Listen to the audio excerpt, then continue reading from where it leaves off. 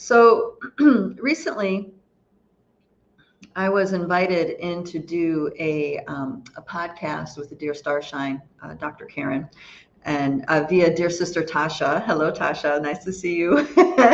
Thank you so much for connecting us. I know you've been nudging me for a bit to do this, and I finally said yes. So, and I'm glad I did. So thank you for that, for giving me those gentle nudges, darling.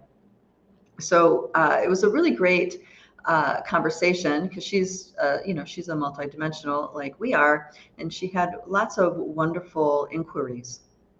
Hello, dear Sister Carol. Nice to see you. Thank you for saying hi. And one of them was we went into many different directions, and I'll let you guys know when that podcast airs, of course. I was originally there to talk about dream time, but our conversation was very fascinating in all these other directions. We only talked a little bit about dream time and a lot about these other pieces that are very, very that are prevalent for us, those of us that are waking up to our multidimensional nature. And I found myself saying over and over again, reality is not what we think it is, because it's not. Reality is not what we think it is. And it's so vast in its departure of what we think it is. It's a step-by-step journey to awaken to these outer nesting dolls of who we are, so we can start to accept the larger truth of what actually is. And as the indigenous masters taught me, that reality, time included, 3D, 4D, all these different layers of our reality, is as fluid and malleable as our dreams, as reality is in our dream time. It's really that easy. And so that took us into many different avenues of conversation. And one of the ones that she talked about, hello, dear Sister Ella, good to see you. She asked about the mandala effect. What was my perception of the mandala effect? And I gave an answer, and I can tell that it was like conceptually, it was like, oh yeah, I can see that. But inside there was something like, how can that really be? So I wanted to go further into that, because this is something really, really important for us to recognize, because there are a lot of beings waking up to different teachings that seem to conflict with other teachings. And we are here to alchemize all this. So as soon as we get into the camp of this is right and that is wrong, right, we are truncating the we're hindering and truncating our own perceptions, and we are quite literally blocking the alchemical process from happening. So that's why I want to talk about this. So she asked about the mandala effect, and that is particularly with pop culture and some other historical events. What this idea is that there are multiple timelines, and as we shift into different timelines or into different alternate realities, universes, the historical events that we remember aren't as we remember them. So the question is, do I have false memories, or is this an implanted reality? Stuff like this. And the most popular example I can recall is this many years ago, this he's not 14 anymore, but this young boy made a video saying, listen, he was tying it into the Hadron Collider, that the Hadron Collider is quite literally colliding different universes together, and we are now not in the same reality that we once were. And he was referring to the movie Snow White and Seven Dwarfs with Queen Maleficent. I always say her name wrong. And those of us that so those of us that have seen the movie as children, we might recall her looking into the mirror on the wall, saying, "Mirror, mirror on the wall, show me who the fairest is of them all." And then what he was indicating, there's a lot of other people that remember saying, "Magic mirror on the wall, show me the fairest of them all." And many other people ran with this idea, looking at different pop culture movies, but also historical events, and we're comparing them. And there was a lot of conflicts, like in some historical recount, Pearl Harbor had 2 rounds of bombing, and in other historical accounts, especially those who remember the event, were alive while it happened, that it was actually 3 waves that came. So there are discrepancies within the memories, but also the historical records. And historical records, I mean, is like the actual, like when we refer to movies and stuff like this, because this stuff gets documented.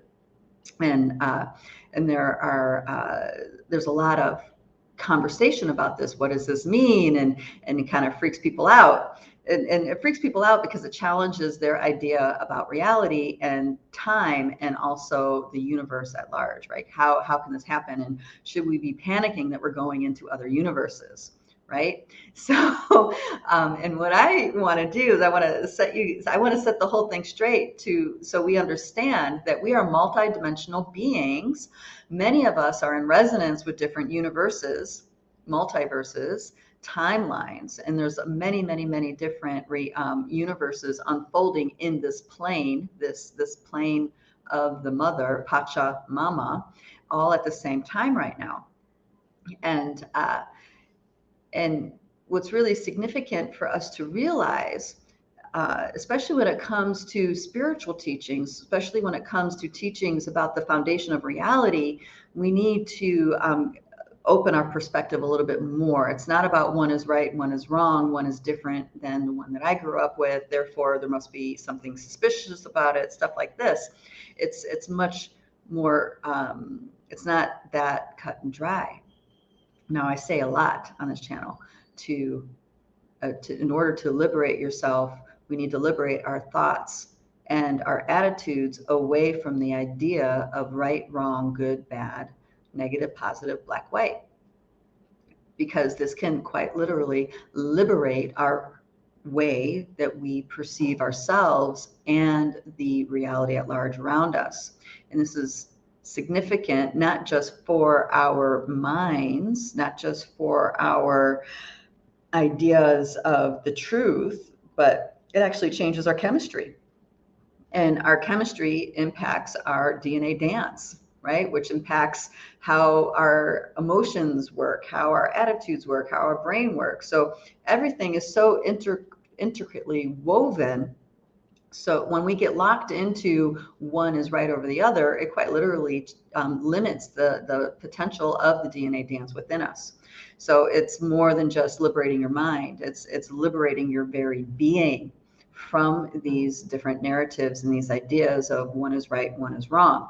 Now, that's not to say that the feelings you have aren't real feelings when you get exposed to a teaching that conflicts with something that you've embraced and have been empowered by your entire life. Those are very real feelings. And this is actually the piece that is ours to work on. And what I mean by that is whatever timeline, whatever teachings have a resonance within your being, that is yours to work with. That is your medicine to work with. And it's not about collecting evidence of this is right and here's all the reasons why, and that is wrong and here's all the reasons why. That's what the mind wants to do. That's what the ego driver wants to do.